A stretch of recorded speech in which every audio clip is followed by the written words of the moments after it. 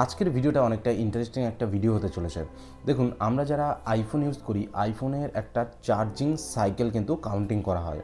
তো এই চার্জিং সাইকেলের ব্যাপারে কিন্তু আজকে আপনাদের ডিটেলসে জানিয়ে দেবো। তো চলুন বেশি কথা না বাড়িয়ে ভিডিওটি স্টার্ট করা যাক। দেখুন, বেসিক্যালি আইফোনে যে চার্জিং সাইকেলটা কাউন্টিং হয় সেটা কিসের উপরে হয় সেটা তো আপনাদের জানাবোই। তার আগে আপনাদের বলে দিই, আইফোন যে ব্যাটারিগুলো ইউজ করে সেগুলো কিন্তু সব লিথিয়াম আয়নের ব্যাটারি। তো আইফোন কেন লিথিয়াম আয়নের ব্যাটারি ইউজ করে? প্রথমত আইফোন লিথিয়াম আয়নের ব্যাটারি ইউজ করার কারণ হচ্ছে ব্যাটারিগুলো অনেক পাতলা হয়, পাশাপাশি ব্যাটারি অনেক পাওয়ার এফিসিয়েন্সি হয়, আর ব্যাটারিটা হেভি চার্জিং এফিসিয়েন্সি, মানে খুব তাড়াতাড়ি চার্জ কিন্তু হয়ে যায় ব্যাটারিগুলোতে। এই জন্যে আইফোন লিথিয়াম আয়নের ব্যাটারি ইউজ করে। এবার চলে আসি চার্জিং সাইকেল কাউন্টে। দেখুন, সাপোজ ধরুন আপনি 0 থেকে 20% বা 70% পর্যন্ত আপনি চার্জ করলেন। তো এর পরবর্তীতে যখন আপনি আবারও ফোনটাকে চার্জ করবেন, সাপোজ ধরুন 0 থেকে 70 যখন চার্জ করলেন, আবার 0 থেকে 30%। তো 0 থেকে 70 আর 0 থেকে 30 টোটাল মিলিয়ে কত হলো? টোটাল মিলিয়ে হলো কিন্তু 100% চার্জ। তো এরকম যদি আপনি টোটাল মিলিয়ে 100% চার্জ করেন, তখন কিন্তু একটা চার্জিং সাইকেলে কাউন্টিং করা হবে। মানে আপনি 0 থেকে 100% যদি চার্জ করে ফেলেন, সেটা কিন্তু 1 চার্জিং সাইকেলে কাউন্টিং হয়ে যাচ্ছে। আর যদি আপনি ভাগ ভাগ করে করেন, সেটাও কিন্তু যতক্ষণ না 100 হচ্ছে ততক্ষণ কিন্তু চার্জিং সাইকেল 1 কাউন্টিং হবে না। আইফোনের ব্যাটারি হেলথের কিছু টিপস আপনাদের দিই। যদি আপনি বাড়িতে থাকেন বা অফিসে থাকেন, তাহলে আপনি আইফোন 0 থেকে 80% পর্যন্ত কিন্তু চার্জ করবেন, তাহলে আপনার ব্যাটারি হেলথটা অনেক বেটার থাকবে। যদি আপনি কখনও এরকম মনে হয় যে আপনি ঘুরতে বেরিয়েছেন বা ঘুরতে যাবেন কোথাও, তখন কিন্তু আপনি কিছু কিছু সময় 100% চার্জ করতে পারেন। তবে সবসময় কিন্তু 100% চার্জ না করাটাই বেটার। আর চার্জ কখন দেবেন আপনি আপনার স্মার্টফোনটাতে? যখন আপনার ব্যাটারি 20% বা তার থেকে নিচে চলে আসবে, যখন আপনার রেড আইকন কিন্তু ব্যাটারিতে শো হবে, তখন কিন্তু আপনার আইফোনটা বা যে কোনো স্মার্টফোন চায় যে তার ফোনটাতে আবার চার্জ করা হোক। সাপোজ ধরুন আপনার যদি খিদে না পায়, আপনি যদি বারবার করে খেয়ে যান, আপনি কী হবেন? একটা টাইমে মোটা হয়ে যাবেন।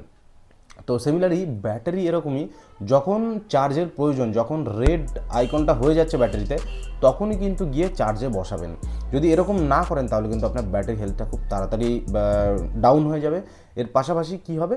ব্যাটারিটা কিন্তু বেশি দিন লাস্টিং হবে না। এবার আইফোন ইউজার যারা রয়েছে, তারা যদি 14 সিরিজ ইউজ করেন, তাহলে কিন্তু মোটামুটি 500 চার্জিং সাইকেলের পরে তার ব্যাটারির ক্যাপাসিটি আপ টু 80% পর্যন্ত চলে আসবে।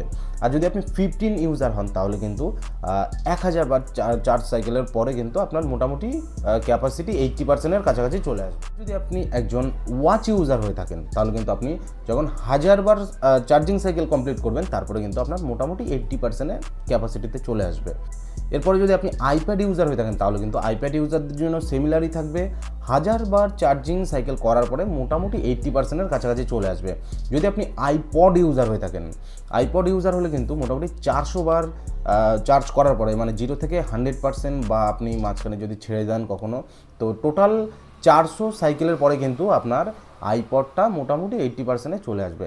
ম্যাকবুক ইউজারও যদি আপনি হয়ে থাকেন, তাহলে কিন্তু 1000 বার চার্জিং সাইকেলের কমপ্লিট হওয়ার পরে কিন্তু আপনার মোটামুটি 80% ক্যাপাসিটি, অরিজিনাল ক্যাপাসিটি থাকবে। তো এটা গেল অ্যাপেলের মোটামুটি ডিভাইসের ব্যাটারি ক্যাপাসিটি কখন আসবে 80%-এ। তো ওভারঅলি কী হয়, আপনি অ্যাপেলের ডিভাইসে দেখবেন একটা অপশান থাকে অপটিমাইজ চার্জিং। তো অপটিমাইজ চার্জিং যদি আপনি অন করে দেন, তাহলে কিন্তু আপনার ব্যাটারি ব্যাকআপ তুলনামূলক বেটার থাকে নর্মালের তুলনায়। তো সবসময় অপটিমাইজ চার্জটা ইউজ করুন, তাহলে কী হবে? আপনার ব্যাটারি হেলথটা কিন্তু অনেক দিন ভালো থাকবে। তো এইভাবে কিন্তু আপনি আপনার অ্যাপেলের ব্যাটারি ব্যাকআপ আরও সেভ করতে পারেন। আর একটা ছোটো টিপস দিয়ে রাখি, যে পাওয়ার সেভিং বা ব্যাটারি সেভিং যেটা হয়ে থাকে, আমরা মনে করি ব্যাটারি সেভার যদি অন করে রাখি, তাহলে আমাদের হয়তো ফোনের অনেক ফাংশনাল প্রবলেম হতে পারে, ব্যাটারির উপর এফেক্ট আসতে পারে। অ্যাকচুয়ালি সেটা না। পাওয়ার সেভিং কোম্পানি এই কারণেই দেয়, আপনার ব্যাকগ্রাউন্ডে যে সমস্ত অ্যাপ্লিকেশান বা নেটওয়ার্ক অ্যাক্সেস হয়, সমস্তগুলো কিন্তু অফ হয়ে যায়। তো অফ হলে কী হবে? আপনার ব্যাটারির ওপরে প্রেশারটা কম আসছে, তখন কিন্তু আপনার ব্যাটারি হেলথ আরও বেটার থাকে। আপনি চাইলে কিন্তু সব সময়ের জন্যই ব্যাটারি সেভারটা অন করে রাখতে পারেন। এর দরুন আপনার ব্যাটারি হেলথ কিন্তু ভালোই হবে খারাপ হওয়ার থেকে। তো আজকের ভিডিওটা এই পর্যন্তই। আর যদি মনে হয় কোথাও মিস করে গেছি, তো অবশ্যই কিন্তু কমেন্ট বক্সে জানাবেন, যে এই পার্টটা কিন্তু আরেকটু ইম্প্রুভমেন্ট হলে বেটার হতো। তো ধন্যবাদ ভিডিওটি দেখার জন্য। যদি ভিডিওটি ভালো লাগে অবশ্যই কিন্তু আমাদের চ্যানেলটা সাবস্ক্রাইব করতে ভুলবেন না, আর যদি ফেসবুক প্ল্যাটফর্ম থেকে দেখে থাকেন এই ভিডিওটা তাহলে অবশ্যই কিন্তু আমাদের পেজটা ফলো করতে ভুলবেন না। তো দেখা হচ্ছে পরবর্তী ভিডিওতে।